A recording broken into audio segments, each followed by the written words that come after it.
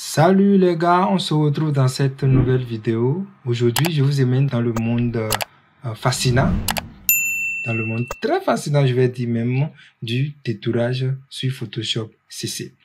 Si vous avez déjà essayé de détourer des sujets qui ont des cheveux ou des plumes ou des poils, vous savez très bien jusqu'à quel point c'est compliqué d'avoir un résultat propre, professionnel et précis.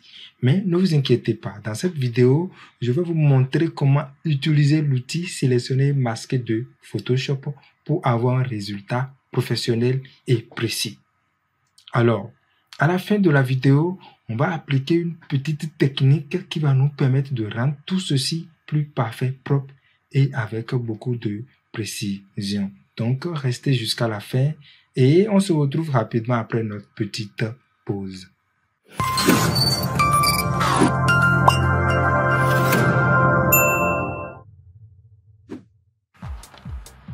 Bien, on se retrouve après la pause. La première des choses qu'on va voir, c'est comment faire pour accéder à l'outil sélectionner et masquer. La première possibilité, avec le raccourci W, on sélectionne l'outil de sélection rapide ou dans sa famille ici, un des trois outils qui se retrouve là. Et puis directement sur la barre d'options des outils, on a sélectionner et masquer qui est juste à côté de sélectionner un sujet qui est là. Je clique sur ça et j'ai le programme sélectionner et masquer. Ça, c'est la toute première possibilité. La deuxième possibilité que nous avons, on peut aller dans le menu sélection et puis on cherche sélectionner et masquer. On a également la possibilité d'utiliser le raccourci Alt Ctrl plus R. Ça va nous permettre également d'accéder directement au programme sélectionner et masquer. Mais n'oubliez pas, avant de pouvoir avoir le programme, pour que ça puisse marcher, il va falloir obligatoirement sélectionner le calque, mettre le calque sur lequel vous voulez appliquer sélectionner, masquer, vous devez sélectionner le calque, mettre le calque sur impression. De la même façon, on a la possibilité également sur l'ensemble des outils de sélection qui sont là. Les outils de sélection rectangle, hélice, de sélection rectangle et les lassos qui sont là. Quand on va sélectionner un des outils de sélection, on peut toujours avoir la possibilité d'accéder au programme. Mais les chemins les plus connus qu'on a vu tout à l'heure, c'est ces deux chemins là. Si je peux accéder à l'outil à partir de ces éléments qu'on a dit tout à l'heure, maintenant, qu'est-ce qu'il faut faire d'abord avant de pouvoir aller dans le programme sélectionner et masquer?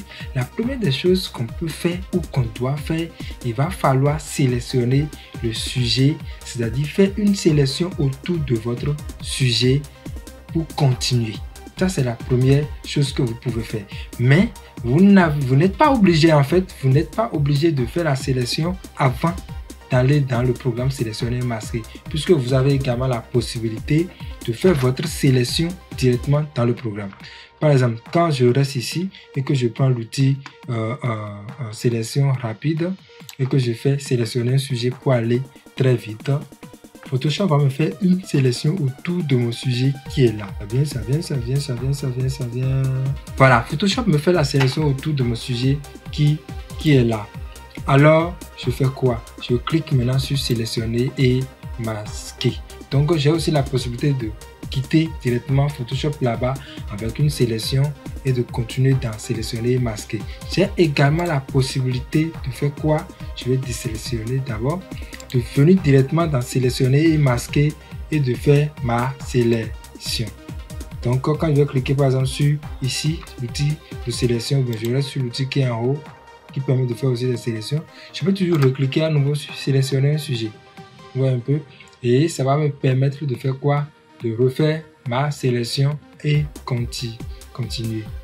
Maintenant, on va entrer dans le vif du sujet proprement dit. Voilà. Je vais repartir ici sur ce mode d'affichage qui est là. Et on se retrouve directement dans le programme sélectionner et masquer. Donc, supposons que j'ai déjà sélectionné mon sujet directement là-bas et j'ai appliqué sélectionner et masquer.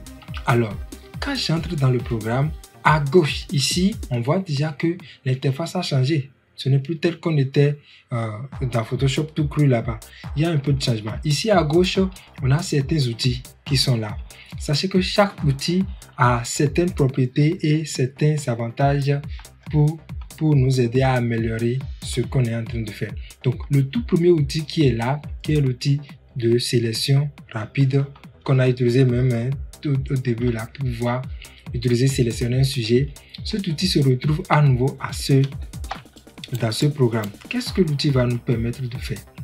D'abord, si nous allons dans les paramètres de cet outil en haut, là où il y a le signe plus et le signe moins et la taille, on a la possibilité de faire quoi?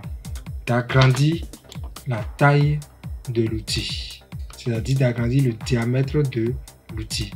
On a la possibilité maintenant de dire à Photoshop que ici, tu vois, tu nous as sélectionné. D'abord, je vous montre bien. Vous savez très bien que ce que nous avons ici, le sujet, notre sujet qui est là, c'est notre sélection. Donc, la sélection est censée être autour de notre sujet. Donc, on peut dire que c'est notre sélection qui est là. On est d'accord? Donc, je vais dire à Photoshop, supposons que lorsqu'on a fait sélectionner un sujet, Photoshop a déraillé. Il n'a pas compris l'ensemble des pixels qui sont là. Donc, il a déraillé et il est allé chercher autre information dans l'arrière-plan qu'on ne veut pas. Alors, avec l'outil de sélection rapide qui est là, on peut dire à Photoshop, alors, soustrait cette partie-là de ma sélection, ou on peut toujours lui dire, non, rajoute cette partie-là à la sélection. C'est tout simple. C'est ce que cet outil-là va nous permettre de faire. Là où il est mis échantillonner tous les calques, on n'a pas besoin de ça puisque c'est sur un seul calque qu'on est en train de travailler et on ne veut pas ajouter les autres calques. Donc, l'idéal, c'est de laisser ça comme ça, ne pas y toucher. Alors, donc voilà ce que l'outil-là va vous permettre de faire. Juste en bas de l'outil-là, on a l'outil, je vais ajuster un petit peu l'image, on a l'outil amélioration des contours. Ça va nous permettre de faire quoi? Vous avez déjà ici, on a la possibilité toujours de prendre l'outil et d'augmenter l'épaisseur, d'augmenter la dureté, d'augmenter le pas et de faire des manipulations d'angle et faire arrondir les bords et faire plein d'autres choses sur ça. Pour l'instant, on va laisser ça par défaut. Par défaut, ça ne gêne pas. Maintenant, qu'est-ce que l'outil là va nous permettre de faire? Vu que c'est les cheveux qui sont ici notre premier objectif, on va dire à l'outil de nous aider à faire quoi? À améliorer de façon automatique la sélection autour de notre sujet, autour des cheveux de notre sujet. Alors, je vais faire quoi? Je vais agrandir ici. Vous avez la possibilité d'utiliser le raccourci Alt. Vous mettez Alt enfoncé. Ça vous permet de faire moins ou plus. Donc, quand je laisse ça sur, et comment on appelle? Comme ça, par défaut, ça fait plus. Quand il fait moins, ça fait soustrait. Donc, on n'a pas forcément besoin de ça. On peut venir ici pour augmenter l'épaisseur un tout petit peu pour que ça couvre plus les chevelures de notre sujet. Voilà. Donc, comme ça, j'ai augmenté un peu l'épaisseur, ce qui me permet de couvrir très bien. Là où il y a le signe plus, c'est comme si c'est notre point de départ qui est là. Donc, ce qui va me permettre de couvrir tout l'ensemble des bords des cheveux de notre sujet qui est là. Donc, une fois sur l'outil de sélection, une fois sur l'outil amélioration de contour, je viens là et je fais mon clic une seule fois. Et je maintiens le clic enfoncé et je commence par faire le passage autour des cheveux de mon sujet. Maintenant, comment est-ce que je vais faire le passage? Je vais respecter à ce que une partie, ou bien je peux dire que 50% du diamètre de l'épaisseur de mon outil reste sur l'arrière-plan et 50% aussi passe sur le bord des cheveux et de mon sujet. Je peux faire le passage une fois et deux fois. Je pense que ça va déjà. Et vous allez constater quoi? Que automatiquement, le résultat qu'on a et le résultat qu'on avait, il y a une nette différence. Je fais CTRL Z et vous allez voir. Vous voyez un peu avant et après. Ici, c'est avant. Donc, comme ça, l'outil d'amélioration des contours m'a permis de raffiner ma sélection autour des cheveux de mon sujet. Voilà ce que l'outil là, ça va nous permettre de faire. En bas, ici, l'outil pinceau. L'outil pinceau, on peut dire que l'outil a presque les mêmes propriétés que l'outil de sélection que nous avons en haut ici. Nous permettre de faire quoi? De travailler avec précision sur notre sélection. Supposons par exemple que sur notre sujet, au moment où on était en train de faire la sélection, ou bien au moment où on était en train de faire sélectionner un sujet, Photoshop n'a pas compris les pixels ici, où les pixels étaient un peu plus correspondants. C'est-à-dire que les couleurs qui étaient là sont plus proches. Donc, il a sélectionné ces pixels dedans. Donc, on va dire à Photoshop de façon précise que, en réalité, on ne veut pas que tu prennes en compte ces pixels-là. Donc, avec l'outil pinceau, on peut faire ce travail-là de façon précise. Donc, par exemple, si on reste sur le signe plus, on va lui dire, alors, réajuste, ajoute cette partie-là à la sélection. Quand j'ajoute, vous allez constater que non, cette partie n'est pas dedans puisque c'est déjà bien sélectionné au départ. Donc, je fais CTRL Z pour annuler. Maintenant, si je viens sur la touche, sur le signe moins qui est là, ça veut juste dire qu'on va donner l'instruction à Photoshop de soustraire cette partie qu'on va sélectionner de notre sélection. Donc, on a la possibilité de faire quoi? De réajuster notre sélection de façon précise autour de notre sujet pour que après le détourage soit parfait et que ça donne un résultat très professionnel. Maintenant, ce serait légèrement un peu complexe de pouvoir utiliser l'outil directement dans les cheveux ici parce que il va falloir couper encore les chevelus qui sont déjà des bords fins là. On n'a pas besoin de faire ça parce que avec l'outil amélioration des contours, on a déjà fait ce travail là. Mais on peut l'utiliser sur le reste de notre sélection. Ici, où il y a l'outil de sélection d'objets, on va revenir sur ça rapidement. Ici, où il y a l'outil lasso. L'outil lasso va aussi nous permettre de faire également le même travail comme l'outil sélection d'objets et l'outil sélection rapide qui est là. Réajuster notre sélection de façon précise. Donc, je fais comme ça, je sélectionne. Vous allez voir qu'il va soustraire.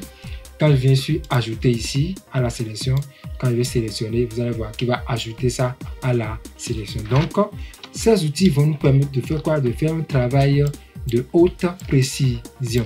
L'outil main, comme d'habitude dans Photoshop, va nous permettre de faire quoi? De déplacer notre image, de réajuster, de zoomer et d'avoir plus de flexibilité. L'outil loupe va nous permettre de faire des zooms avant et des zooms arrière. Donc voilà de façon rapide ce que l'ensemble des outils qui sont là va vous permettre de faire. Alors, on ira dans le vif encore, je vais dire le vif de notre sujet. Les propriétés qu'il faut appliquer au niveau de l'outil. Alors, dans les propriétés, on a pas mal de choses à voir. Et ces réglages vont nous aider à avoir des résultats très précis et propres. La première des choses que nous avons ici, il y a les différents modes d'affichage. Je vais pas vous encombrer avec l'ensemble des modes d'affichage qui se retrouvent là, mais je vais juste vous parler du mode d'affichage incrustation. Ça nous permet juste d'afficher notre sujet avec un arrière-plan légèrement rouge, comme si on est sur le mode masque. C'est ce qu'on a l'habitude d'utiliser par défaut dans le logiciel et je pense que ça peut aller comme ça. Il y a les autres modes qui sont là, qui vont vous permettre de faire différentes vues du travail que vous êtes en train de faire. Le mode d'affichage noir et blanc, là aussi c'est bon, ça permet aussi de voir jusqu'à quel niveau notre amélioration est partie et si notre détourage est parfait. Dans ce mode, vous avez la possibilité maintenant de venir utiliser l'outil, comment on appelle, de venir utiliser l'outil pinceau avec beaucoup plus de précision parce que vous êtes juste sur du noir et du blanc. Donc, vous pouvez alors faire quoi? De façon très précise. Par exemple, quand je vais faire moins, soustraire pour réajuster la sélection. Donc, de façon très précise, on va demander à Photoshop de réajuster notre sélection autour du sujet, vous voyez un peu, et d'affiner les détails autour du sujet. Donc, ce mode aussi est intéressant et très utile que moi j'utilise très fréquemment. Donc, on peut réajuster ça autour de notre sujet. pas dans les cheveux parce que ça va faire des traces dans le sujet, dans les cheveux du sujet. Donc après ça, on peut rapidement repartir sur notre mode d'incrustation par défaut, incrustation. Donc on revient là. Voilà l'ensemble des modes d'affichage qui sont là et ce qu'on peut en faire rapidement. Après ça, quand je vais par exemple cliquer sur afficher le contour, je demande juste à Photoshop de faire quoi? De nous afficher le contour amélioré. Donc automatiquement Photoshop fait quoi? Il nous affiche par où est-ce que notre outil contour, amélioration des contours a pris part. Donc c'est l'ensemble ici. Un peu. Même ici ça touche légèrement le sujet. Ici également ça touche légèrement le sujet. On a toujours la possibilité de faire soustraire ici. Et on soustrait légèrement ça de notre sujet. Ici également on peut toujours soustraire ça. Donc cet outil nous donne beaucoup plus de précision, beaucoup plus de flexibilité pour faire tout ce travail là. Essayez de manipuler ça à plusieurs reprises. Donc je vais désactiver ce mode d'affichage là aussi. Je fais afficher l'original. Afficher l'original, ça va nous permettre de faire quoi? D'afficher notre sujet au départ après avoir fait la sélection. Donc il nous ramène l'autre partie qui était là avant qu'on applique amélioration des contours. Donc aperçu haute qualité. Bon, aperçu haute qualité, ce sera conseillé parce que quand vous allez laisser afficher aperçu haute qualité, quand vous allez par exemple vouloir réajuster avec pinceau ou d'autres, le rendu est un peu plus lent. Mais si vous avez un bon PC avec beaucoup plus de capacité, vous avez la possibilité, vous pouvez laisser ça cocher et faire le travail. Bien, donc ici, là où il est mis opacité, je vais cliquer là pour je vais cliquer dans couleur. Un instant, voilà. J'ai le sélecteur de couleur qui est là. Nous sommes avec le mode d'affichage incrustation. On a la possibilité de dire à Photoshop, au lieu de me mettre la couleur rouge derrière, moi je préfère la couleur bleue. Ou je voudrais mettre telle couleur. Vous voyez un peu. Ce qui est recommandé, ou bien ce que je vous recommande, par défaut, ça ne tue pas. Donc je préfère ça par défaut. On est d'accord. Maintenant, là où il est mis opacité, regardez quelque chose. Je peux augmenter l'opacité de la couleur qui est là. Très souvent, moi, j'utilise à la fin des propriétés là pour voir déjà rapidement avec quelle couleur mon sujet va rapidement matcher. C'est-à-dire, telle couleur ou telle couleur va me permettre de masquer davantage les imperfections. Bon, ça c'est à vous de voir. Donc, je ramène rapidement ça sur 50 et avec notre couleur rouge par défaut. Désigne qui est là. Qu'est-ce que ça va nous permettre de faire? Quand ici il y a désigne zone masquée. Donc la couleur, on a quoi? La couleur rouge qui est là va désigner les zones masquées. Donc le rouge qui est là désigne ici les parties qu'on a masquées. Si je lui dis de faire le contraire, donc cette couleur va désigner la zone sélectionnée. Donc c'est le sujet là qu'on a sélectionné. On a toujours la possibilité de faire quoi? De réajuster et de refaire d'autres manipulations sur ça. Donc je reviens sur zone masquée par défaut. Bien, ici, détecter les contours, détection des contours. Je vais zoomer légèrement. Un instant, voilà. Supposons que on avait laissé certaines parties là qu'on n'avait pas bien sélectionné. Quand on va faire détection des contours, Photoshop ira automatiquement chercher ces informations là dans les cheveux de notre sujet. Maintenant, quand on va cocher détection des contours, qu'est-ce qu'on va faire? C'est à nous d'augmenter davantage le rayon d'action de Photoshop, le rayon d'amélioration. Donc plus on va augmenter le rayon et plus il va élargir automatiquement les recherches pour aller chercher d'autres informations dans les chevelus. Par exemple, si je fais afficher le contour et je fais augmenter le rayon, vous allez constater que automatiquement le rayon s'agrandit légèrement. C'est-à-dire, il augmente de façon automatique et il va chercher plus d'informations. S'il y a d'autres chevelus qui sont là, il va chercher pour ajuster de façon automatique l'amélioration. Bien, donc, on va ramener normalement ici. On a déjà fait un travail qui est acceptable sur notre sujet. On peut ajuster ça peut-être à 2 pixels de plus. Bien, bon, à 4 pixels de plus pour notre sujet, je pense que ça peut aller. à vous de voir ça avec votre sujet que vous avez devant vous. Après ça, amélioration globale. Ici, amélioration globale. On va fermer ce qui est en haut pour que ça soit plus simple, l'affichage. Ici, au niveau de lissage, c'est tout simple.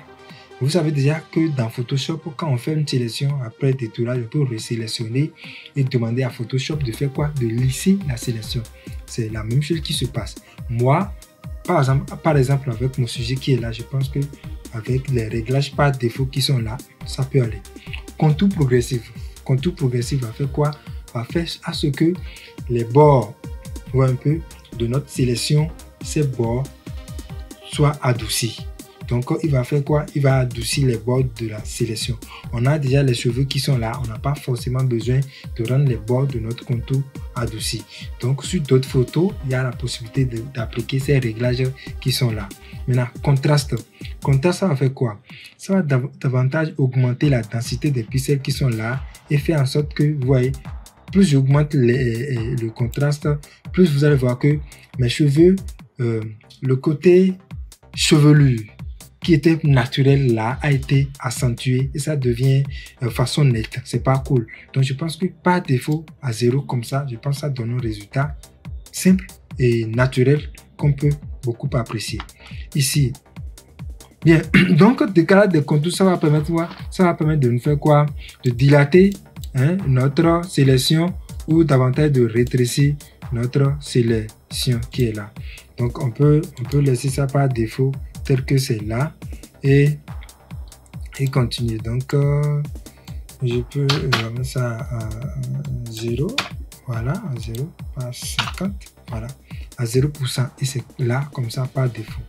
Je vais désélectionner et je reviens en bas. Vous savez bien que c'est la sélection qui est derrière notre sujet, qui est autour de notre sujet. Ici, on peut effacer la sélection. Ici, on peut inverser la sélection. Donc, ça nous fait la même chose que ce que nous avons ici au niveau de zone masqué. Donc, après ça, qu'est-ce qu'on va voir ici rapidement? On va voir les paramètres de sortie. Mais ici, décalage des couleurs, décontamination des couleurs. Ça, c'est très important. Je l'utilise, ça me permet de faire quoi? Ça va permettre à ce que de façon automatique, Photoshop puisse réajuster de façon automatique et diminuer les fringes. Les fringes, c'est les pixels morts. Je vais désactiver ça. Ici, on sent légèrement une sorte de blanc ou bien de gris dans les chevelus ici. Quand je vais faire décontamination, vous allez constater que ça disparaît automatiquement. Donc, Photoshop va se servir de ça pour faire quoi? Pour faire disparaître les fringes qui sont là. Maintenant, ce qui est bien, on sent que ce résultat-là, c'est trop net. On peut alors réajuster ça avec la quantité qui est là. Donc, au lieu d'appliquer ça pour que ça ne soit plus naturel, on peut réajuster ça ici et regardez pour avoir un résultat plus naturel. Donc là, on vient juste décontaminer les couleurs et ça donne un aspect propre et très professionnel. Alors, après ça, qu'est-ce qu'on va faire? Ici, il y a sortie vers. Sortie vers, ça va nous permettre de faire quoi? De dire à Photoshop que tout ce qu'on vient de faire permet-nous de sortir directement sur un nouveau calque ou bien sur un nouveau calque avec un masque de fusion. Ce que je vous propose, c'est de sortir toujours sur un masque de fusion. Parce que vous savez bien que dans les masques, vous avez la possibilité toujours de réajuster votre sélection, de réajuster et de faire plein d'autres choses pour avoir beaucoup plus de précision et de professionnalisme encore. Alors, ici, on a la possibilité de mémoriser les paramètres. Supposons que vous avez ce genre de photos et que c'est plusieurs et que vous voulez refaire les mêmes choses. Donc, Photoshop va vous permettre de faire quoi? De mémoriser les paramètres et vous permettre de faire quoi? Une fois lancé le programme, vous avez la possibilité de revoir les mêmes paramètres et de les réajuster. Moi, je ne fais pas ça puisque les photos ne sont toujours presque pas les mêmes choses. Ici, vous les mis la petite flèche qui est là, ça va vous permettre de faire quoi? De réinitialiser tous ces paramètres là par défaut qu'on vient d'utiliser. Waouh, qu'est-ce que j'ai fait tout à l'heure? Bien. Voilà, pense que j'ai dégamé un peu. Voilà. Donc, voilà dans l'ensemble tout ce qu'on peut garder sur cet outil-là et faire pour avoir un résultat précis et professionnel. Quand je dis à Photoshop maintenant de faire une sortie avec un masque de fusion, je fais simplement OK. Et vous allez constater que c'est sorti. Mais ça semble ne pas être propre ici parce que c'est comme si les cheveux ont été coupés dedans. Ne vous inquiétez pas, le travail reste dans la toute dernière technique qu'on va appliquer. Supposons que je mets n'importe quelle couleur derrière ici. Vous voyez, automatiquement, on ne sent pas que ça a été coupé de cette façon. Vous voyez un tout petit peu. Donc, ce travail-là, comment ça va être fait pour que le résultat soit plus naturel et plus pro? Vous devez choisir ici une couleur qui va vous permettre de faire quoi? Qui va vous permettre de masquer davantage les imperfections. C'est-à-dire quand vous finissez de faire le détourage, vous n'allez pas choisir une couleur qui va révéler davantage les imperfections, mais plutôt une couleur qui va faire quoi? Qui va masquer toutes les imperfections. Par exemple, je prends cette couleur-là, par exemple, et je fais OK. Donc, je vais juste appliquer peut-être un petit effet derrière pour masquer davantage les imperfections. Voilà. Bien. Donc, voyons un peu.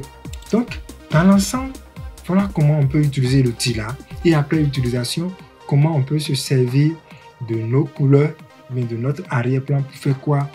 Pour masquer les imperfections qui vont rester. Comme ça, on a détruit le sujet et comme ça, on a masqué les imperfections. Maintenant, en fonction de l'arrière-plan que vous voulez utiliser, c'est à vous de réajuster ici au niveau de la décontamination des couleurs pour avoir un résultat plus naturel ou complètement simple.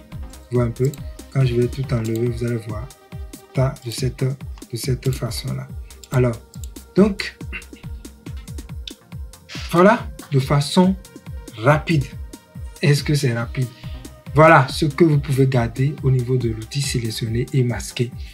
Nous sommes à la fin de cette vidéo. J'espère qu'elle va vous apporter un petit plus dans vos projets et qu'elle va vous aider à vous en sortir face aux détourages qui sont avec les cheveux bouclés de cette façon. Si ça va vous aider, alors n'hésitez pas à partager, n'hésitez pas à aimer la vidéo. Ça encourage et ça va beaucoup aider, beaucoup nous encourager à continuer. Merci et à tout à l'heure pour d'autres vidéos.